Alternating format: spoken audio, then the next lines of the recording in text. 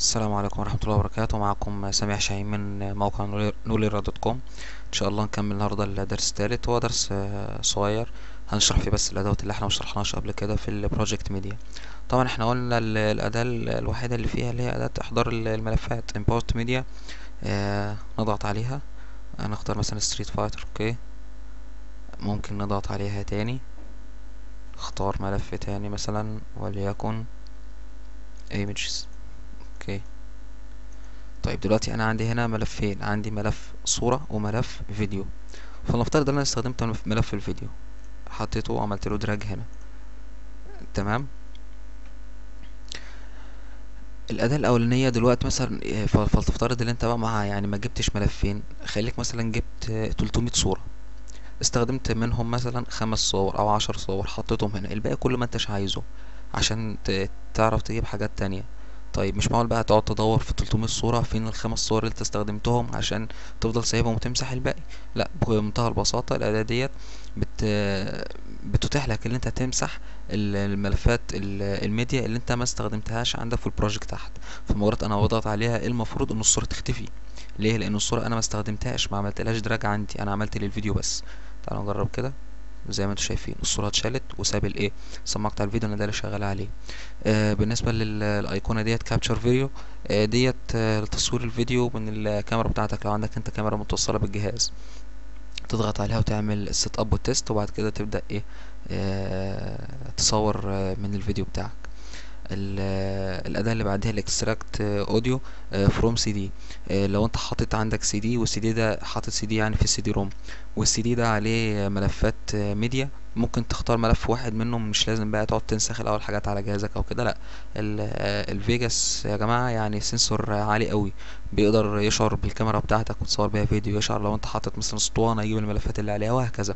فانت لو عندك هنا سي دي بتضغط عليه وتحدد بقى الملفات الصوتيه. طبعا هو المفروض ان انا مش حاطط حاجه في السي دي، لكن انت لو حاطط تحدد ملفات الصوت اللي انت عايزها وتك اوكي. هو بيجيبها لك. ماشي. الملف في الصوره اللي بعده جيت ميديا فروم ذا ويب، ديت هيدخلك على موقع السوني علشان تحمل من عليه ميدياهات، عليه صور، عليه فيديوهات، بس طبعا حاجات ضعيفه يعني مش الحاجات البروفيشنال او الحاجات اللي تجذبك يعني اللي انت تشدها، اللي انت تحملها. اللي بعديها طبعا دي علامة المسح، بيمسح اي حاجة من البروجكت ميديا. هي مش متنشطة ليه؟ لسبب بسيط، ان انا اصلا مش واقف على الحاجة اللي انا عايز امسحها، لكن انا لو وقفت هنا اتنشطت اهيت خلاص، مجرد بعمل ديليت اتمسحت. بس هو قبل ما يمسح بيقول لي خد بالك انت اصلا مستخدم الملف ده، متأكد ولا ايه؟ فانا طبعا هقول له ايه، نو. اللي بعديها بروبرتيز. ماشي. دي بتاعت الميديا يعني خصائص الميديا ديت الستريت واتر خصائص، هيجيب لك كل المعلومات بتاعتها. اللي بعديها ده ادخال اف اكس اللي احنا شرحنا اصلا، هي ميديا جرافيكس، عفوا الميديا افكتس، فهي موجوده برضو هنا. عندك بعد كده علامه الستارت بريفيو. لو انا عايز اشوف الميديا عباره عن ايه، يعني مثلا انا جبت دلوقتي كذا ميديا، تمام، ومش واخد بالي من الاسماء وكده، وعايز اعرف دي ايه ودي ايه ودي ايه، وانا تقريبا برضو شرحتها قبل كده. بقف عليها واقول له بلاي. خلاص، مجرد انا بعمل ستارت هو دلوقتي اهو زي ما انتم شايفين بيعرض الايه، الفيديو. تمام. اوكي، عامل ستوب. طيب لو انا بقى عندي بقى فيديوهات كتيره، مش عايز كل شويه اقف على واحد واتك بلاي وارجع اتك ستوب، واقف على واحد واتك بلاي وارجع اتك ستوب، ممكن اسهل على نفسي بان انا بتك على الايقونه ديت اوتو بريفيو. ده بمجرد لو اضغط عليها ضغطه بيبدا يعرض على طول زي ما انت شايف، مش لازم بقى اتك بلاي وستوب، لا خلاص انا مجرد بس ضغطه واحده خلاص هو كده بينشط. ماشي. يقوم جاي ايه، لغيها تاني بعد كده. بالنسبه للفيو طبعا زي ما انت عارف الشكل ممكن ليست، ممكن ديتيلز، ممكن سبنيل.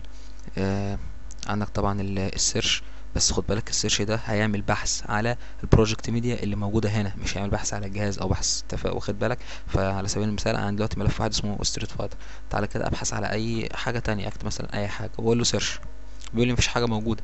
لكن انا لو عملت سيرش على مثلا ستريت، اوكي، بيقول لي الحروف اللي انت كتبتها فيها تشابه في اللي هي الايه، الستريت فايتر اللي هي الموجوده، اللي هو الملف ده.